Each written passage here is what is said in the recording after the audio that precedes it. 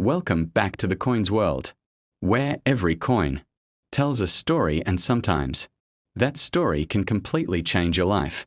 Imagine holding a simple $half from 1982 in your hand, thinking it's just ordinary change.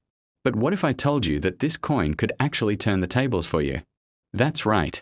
The 1982 Liberty $half has a history that's much deeper than its face value. And in today's video, we are going to explore its long past, the hidden details that make it stand out, and at the end, we'll get into how much it's worth according to eBay, other online platforms, and major auction houses. So stick around until the very end, because that's where you'll discover the real power of this coin, and how you can even sell one if you have it in your hands. The 1982 Liberty $half, also known as the Kennedy $half, carries with it an incredible story that begins in 1964, just months after the tragic assassination of President John F. Kennedy. His legacy was honored through this coin, and ever since then, it has remained one of the most collected $half in American history. By 1982, the coin had already seen nearly 2 decades of production. But this particular year is special because of the changes happening in American coinage and the economic environment at the time during the early 1980s. Inflation and economic struggles meant that $half were not used heavily in circulation. Many Americans rarely saw these coins in their daily lives, which made them more of a collector's item than an everyday piece of money. The 1982 Liberty $half was struck in copper nickel, no longer in silver as earlier ones were, but it still carried that strong sense of national pride and history tied to Kennedy's memory. What makes the 1982 issue especially important is that it was minted in relatively lower circulation numbers compared to earlier years. Millions were produced, yes, but far fewer were kept in pristine condition, since most people didn't think to save them at the time. This means today, finding a well-preserved 1982 $half can be much rarer than you'd expect. Collectors particularly prize the uncirculated and proof versions of the coin. Proofs struck with mirror-like finishes for collectors were only available in special sets. If you happen to have one of those in its original packaging, you might already be sitting on a little treasure.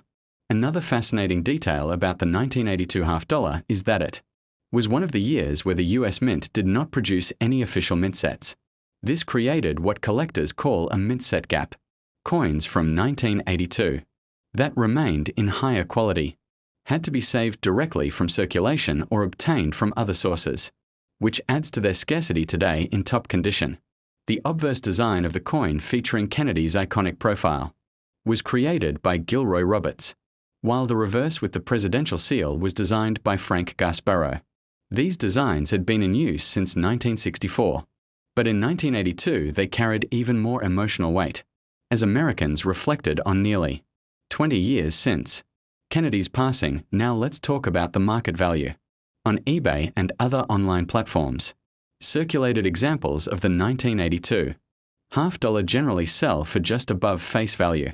But the real money lies in those coins that have been preserved in mint state or proof condition.